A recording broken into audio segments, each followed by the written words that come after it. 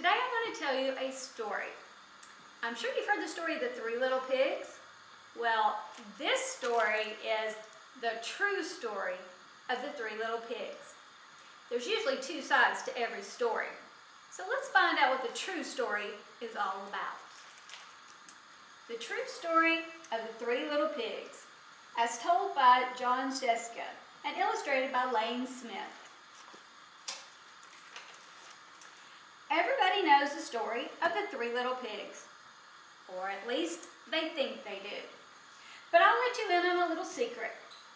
Nobody knows the real story because nobody has ever heard my side of the story. I'm the wolf, Alexander T. Wolf, but you can call me Al. I don't know how this whole big bad wolf thing got started, but it's all wrong. Maybe it's because of our diet. Hey, it's not my fault that wolves eat cute little things like bunnies and sheep and pigs. That's just the way they are. If cheeseburgers were cute, folks would probably think that you were big and bad too. But like I was saying, the whole big bad wolf thing is all wrong. The real story is about a sneeze and a cup of sugar. A sneeze and a cup of sugar? Maybe I better read that again. The real story is about a sneeze and a cup of sugar. Well, this is the real story. Way back in Once Upon a Time, I was making a birthday cake for my dear old granny. I had a terrible sneezing cold. I ran out of sugar.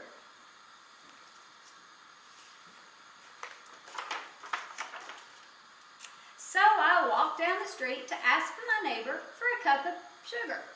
Now, this neighbor was a pig, and he wasn't too bright either. He had built his whole house out of straw. Can you believe it? I mean, who in his right mind would build a house out of straw? So, of course, the minute I knocked on the door, it fell right in. I didn't want to just go walk into somebody's house, so I called, "Little pig, little pig, are you in?" No answer. I was just about to go home without the cup of sugar for my dear old granny's birthday cake. That's when my nose started to itch. I felt a sneeze coming on. Well, I huffed and I snuffed. And what do you think is going to happen next? And I sneezed a great sneeze. And you know what? That whole straw house fell down. And right in the middle of the pile of straws was the first little pig, dead as a doornail.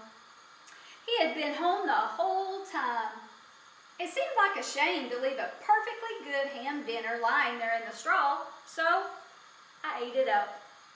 Think of it as a big cheeseburger just lying there.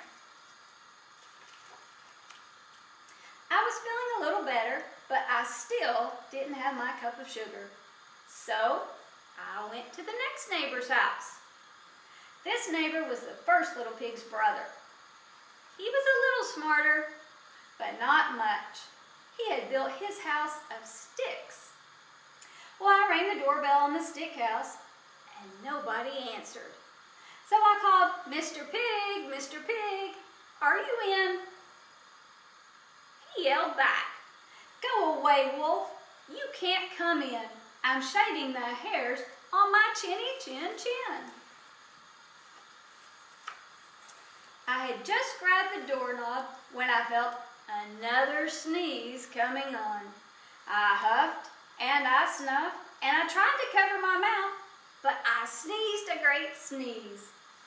And you're not going to believe it. What do you think happened? But this guy's house fell down just like his brother's. When the dust cleared, there was the second little pig, dead as a doornail. Wolf's honor. Now you know how food will spoil if you just leave it out in the open. So I did the only thing there was to do. I had dinner again. Think of it as a second helping. I was getting awfully full, but my cold was feeling a little better, and I still didn't have that cup of sugar for my dear old Granny's birthday cake. So I went to the next house.